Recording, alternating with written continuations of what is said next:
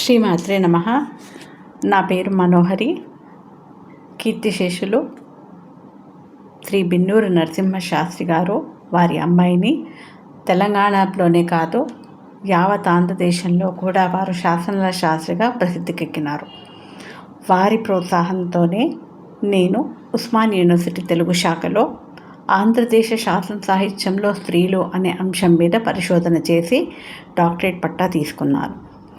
తర్వాతి కాలంలో కొత్త శాసనాధ్యయనము, చరిత్రకు సంబంధించిన అంశాల మీద పరిశోధన చేస్తూ నా చారిత్రక శాసన పరిశీలన శక్తిని కొంత పెంచుకున్నాను. మన రాష్ట్రం తెలంగాణ ఏర్పడిన తర్వాత నమస్తే తెలంగాణ పత్రిక వాళ్ళు నన్ను సంప్రదించి, ముఖ్యంగా సంతోష్ కుమార్ గారు నన్ను సంప్రదించి తెలంగాణలో ఉన్న ముఖ్య శాసనాలకు సంబంధించిన వ్యాసాలను రాయమని నన్ను ప్రోత్సహించారు. ఆ సందర్భంలోనే దాదాపుగా 2 సంవత్సరాల పాటు నమస్తే తెలంగాణ పత్రికలో తెలంగాణలో ముఖ్య శాసనాలను గురించి పరిచయం చేస్తూ వ్యాసాలు రాసినాను. అక్షర రూపంలో ఉన్న వ్యాసనాలను స్వాధ్యాయ సమూహ సభ్యులకు ధ్వని రూపంగా అందజేసే ప్రయత్నం చేస్తాను. ముందుగా అసలు చరిత్రకు ఆధారభూతాలు, ఆకరాలుగా చెప్పబడే వాటిల్లో శాసనాలు మనకు ముఖ్యమైనవిగా చరిత్రకారులు పరిగణిస్తారు.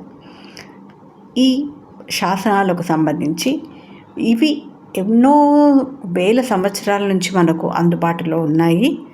వేల ఏళ్ల చరిత్రకు సాక్ష్యంగా ఉన్నటువంటి ఈ శాసనాల చిరు పరిచయంతో మన శాసనాలకు సంబంధించిన ధ్వని రూపంగా నేను మీకు అందించబోయే శీర్షిక మొదలవుతుంది. శాసనాలు అంటే ఆధునిక కాలంలో చేసే చట్టాల వంటివి. మన చరిత్ర, సంస్కృతి, భాషా సంబంధమైన అనేక అంశాలను తెలుసుకోవాలంటే మన పూర్వీకులు చేసిన కృషిని మనం గుర్తించి వారిని అనుసరిస్తే మన చరిత్ర మనకు బోధపడుతుంది. అసలు మన చరిత్ర ఎందుకు తెలుసుకోవాలి? మీ తాత అంత గొప్పోడ్రా అని అంటారు.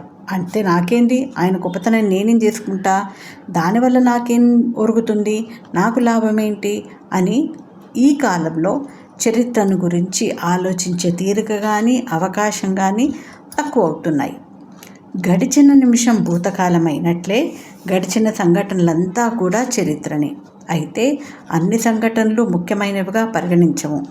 ఏవైతే మనకు మార్గదర్శకంగా నిలుస్తాయో, ఏ సంఘటన అయితే భావితరాల వారికి వెనకతరం వారి గొప్పతనాన్ని, ఔదార్యాన్ని, ఔన్నత్యాన్ని తెలుపుతాయో ఆ సంఘటనలు మాత్రమే చారిత్రక సంఘటనలుగా మనం పరిగణిస్తాం. అవే ప్రత్యక్షంగా పరోక్షంగా గుర్తు చేసుకుంటాం. వాటిని చారిత్రక ఆధారాలు అంటాము. చరిత్రను గుర్తు చేసుకోవడంలో, పునర్నిర్మించుకోవడంలో ముఖ్య ఆధారాలుగా చారిత్రకులు శాసనాలను పరమ ప్రామాణికాలుగా అంగీకరించారు. తెలంగాణ ప్రాంతాన్ని శాతవాహనులను మొదలుకొని ఆసఫ్ జాహీల వరకు అనేక రాజవంశాల వారు వందల వేల ఏండ్ల సంవత్సరాలు పరిపాలించారు. ఆయా రాజుల కాలంలో వేల సంఖ్యలో శాసనాలు వేయించారు. అందులో పరిష్కరించబడినవి ఇంకా చాలా ఉన్నాయి. లభించిన శాసనాలను పురావస్తు శాఖ వారు, వ్యక్తిగతంగా కొందరు శాసన పరిశోధకులు పరిష్కరించి శాసన సంపుటాలుగా ప్రచురించారు. ఆయా కాలాల్లో రాజులు వేయించిన ఈ శాసనాలు దాదాపుగా 90% దాన శాసనాలే. దాన శాసనాలే కాకుండా ప్రశస్తి శాసనాలు, ధర్మ శాసనాలు, ఒప్పంద శాసనాలు, భూ గ్రామ పొలిమేరలకు సంబంధించిన శాసనాలు, ఆర్థికపరమైన శాసనాలు, యుద్ధ శాసనాలు, ప్రజోపయోగ నిర్మాణాలకు సంబంధించిన శాసనాలని విషయపరంగా శాసనాలను మనం విభజించుకోవచ్చు. భాషాపరంగా చూసినట్లయితే మొదట ఈ ప్రాంతంలో ప్రాకృత భాష ఉంది. ఆ తర్వాత శాసనాల్లో సంస్కృతం ప్రవేశించింది. మొదట ఎక్కువ సంస్కృతం, తక్కువ ప్రాకృతం.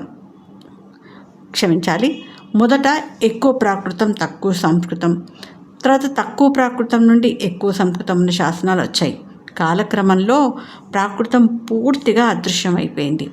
సంస్కృతము, కన్నడము, కన్నడ సంస్కృతము, కన్నడ తెలుగు, తెలుగు కన్నడ, సంస్కృతం తెలుగు, తెలుగు సంస్కృతం, ఈ విధంగా శాసనాల్లో ఆయా రాజుల అధికార భాషను ఆధారం చేసుకొని భాష స్థిరపడింది. కొన్ని మరాఠీ, పర్షియన్, ఉర్దూ శాసనాలు కూడా ఈ ప్రాంతంలో లభించాయి.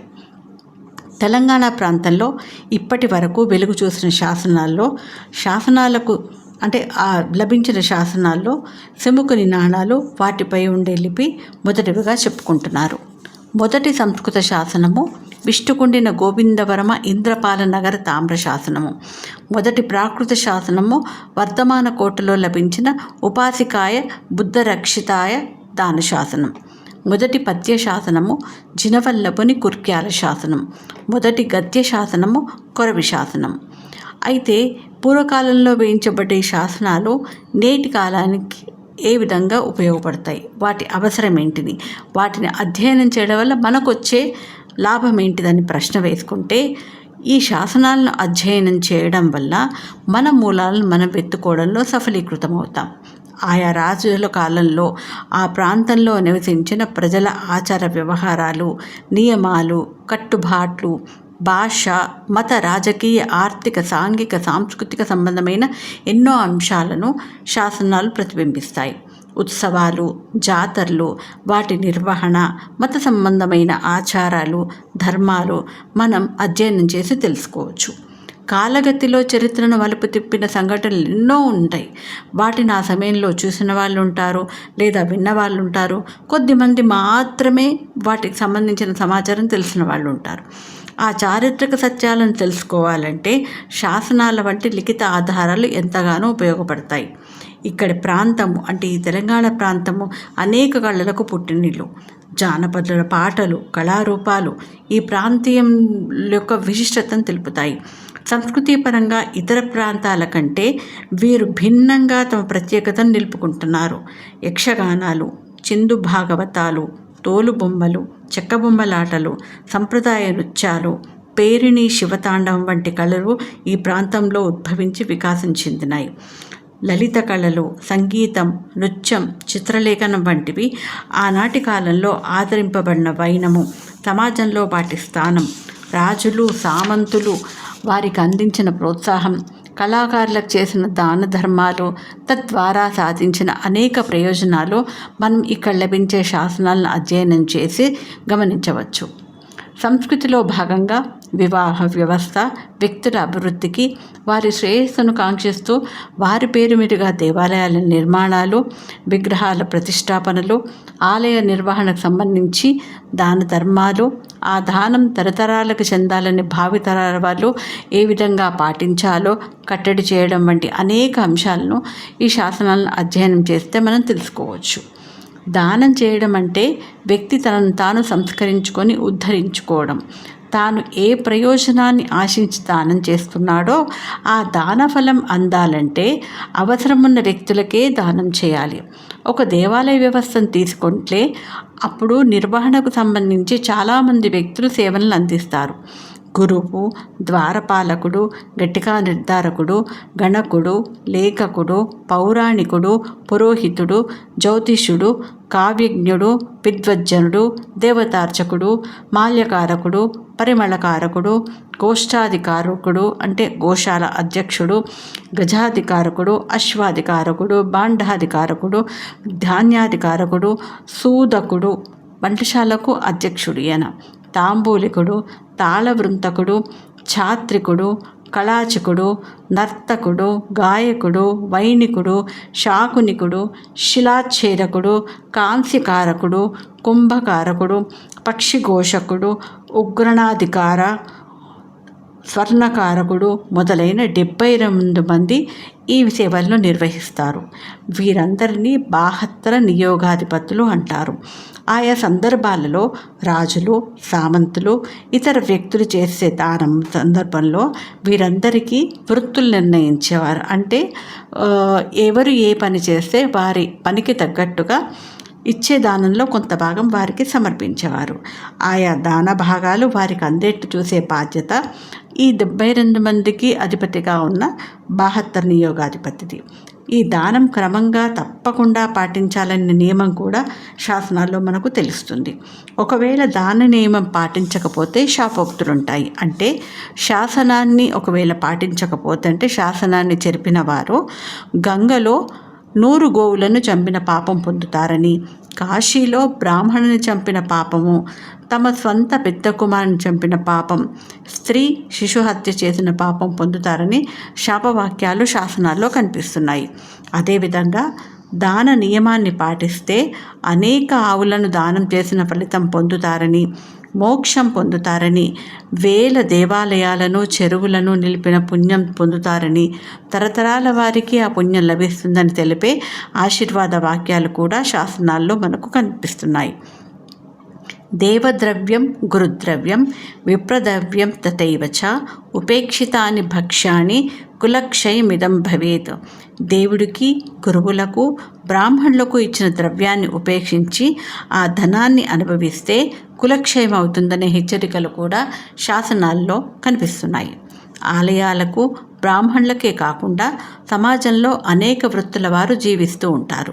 వారందరికీ కూడా దానాలు ఇచ్చిన సందర్భాలు అనేకం మనకు శాసనంలో కనిపిస్తున్నాయి.